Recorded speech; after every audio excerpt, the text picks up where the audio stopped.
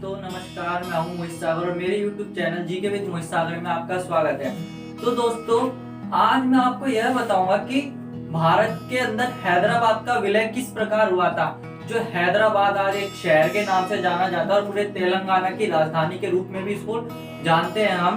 तो ये जो हैदराबाद है, इसका विलय भारत के अंदर किस प्रकार हुआ था? क्या ये किसी और देश का हिस्सा था या फिर भारत का हिस्सा था लेकिन था किसी और के कब्जे में? तो इन सब चीजों के ऊपर जो ये सब क्वेश्चन आपके माइंड में उठ रहे हैं, उन सब का जवाब इस वीडियो में आपको मिलने वाला है।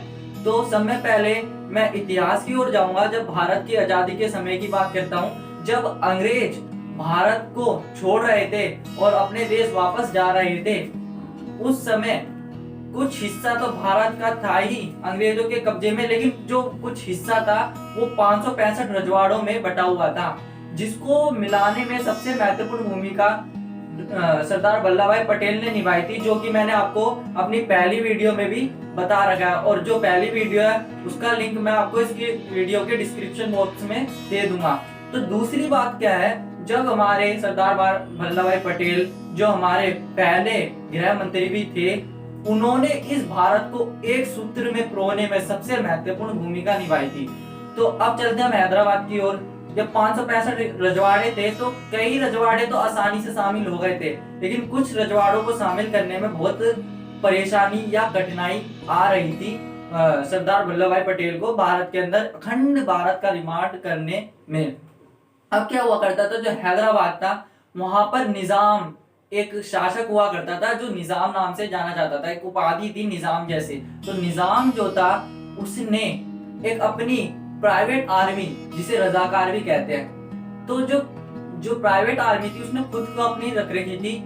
लेकिन जो हैदराबाद के अंदर जनसंख्या थी वो 80% हिंदू आबादी थी और 20% अल्पसंख्यक थे। लेकिन जो बड़े बड़े पदों पे थे वो ज्यादातर मुस्लिम लोग थे, जैसे जैसे कि सेना के उच्च अधिकारी हुए और पूरे देश में, मतलब कि पूरे हैदराबाद को चलाने वाले कुछ बड़े बड़े पदाधिकारी थे उस समय, जो कि पूरे हैदराबाद पर कंट्रोल रखते थे। अब जब हमारे पहले गृह मंत्री यानी कि सरदार वल्लभ भाई पटेल जब हैदराबाद को भारत के अंदर विलय कराने का प्रस्ताव निजाम के साथ रखा, तो निजाम ने साफ मना कर दिया, साफ इनकार कर दिया कि वह भारत के अंदर शामिल नहीं होगा। तो फिर क्या हुआ, सरदार वल्लभ भाई पटेल ने कहा कि अगर आप नहीं होते तो कोई बात नहीं, लेकिन जनता एक बार, जनता आपकी क्या कहती है, क्या वो जो आपकी प्रजा है वो आप भारत के अंदर मिलना चाहती है या नहीं? अगर चाहती है तो भारत के अंदर मिलना या समावेश होना जरूरी है हैदराबाद का।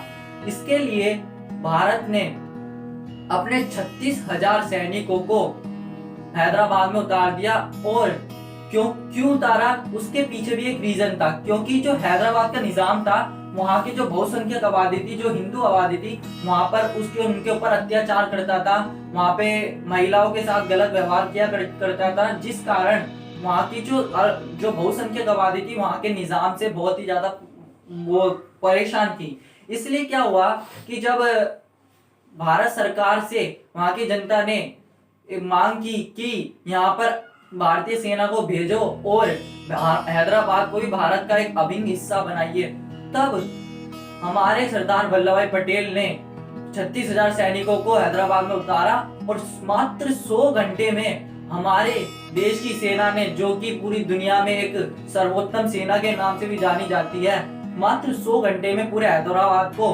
भारत के अंदर समावेश किया। और जो भी रजाकार थे यानी कि प्राइवेट आर्मी ऑफ निजाम जो थी, वो भी उनको हराकर भारत ने पूरे हैदराबाद को अखंड भारत का हिस्सा बनाया।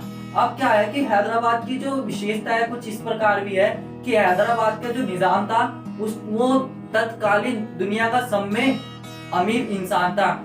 उसकी संपत्ति लगभग 15,50,000 करोड़ के लगभग उसकी संपत्ति थी, जो कि भारत अब संपत्ति है हैदराबाद की, यानी कि जीडीपी का कुल हिस्सा है मात्र 3% हिस्सा है उसका।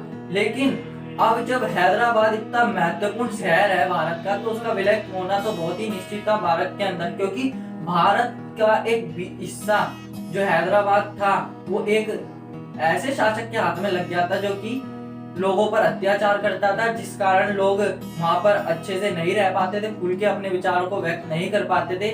उन्होंने भारत सरकार से मांग की और भारत सरकार ने उनकी मदद भी की। अब जब हैदराबाद विलय हो गया भारत के अंदर, तब भारत ने इसको एक अखंड भारत का हिस्सा माना और दुनिया के सामने ये भारत के नक्शे में भी शामिल हुआ। और अब वर्तमान में भारत का 5वां एक ऐसा राज्य है जहां पर मॉडर्नाइजेशन यानी कि शहरीकरण सब में ज्यादा है, और इसको साइबर सिटी भी कहा जाता है, क्योंकि यहाँ पर गूगल के, माइक्रोसॉफ्ट के जो भी बड़ी बड़ी कंपनियां हैं, यहाँ पर इन्होंने अपने अपने फार्म या इंडस्ट्रियां लगा रखी है। तो दोस्तों, उम्मीद करता हूं कि आपको मेरी वीडियो बहुत अच्छी लगी होगी और आप इसको लाइक करेंगे, सब्सक्राइब करेंगे और कमेंट करेंगे।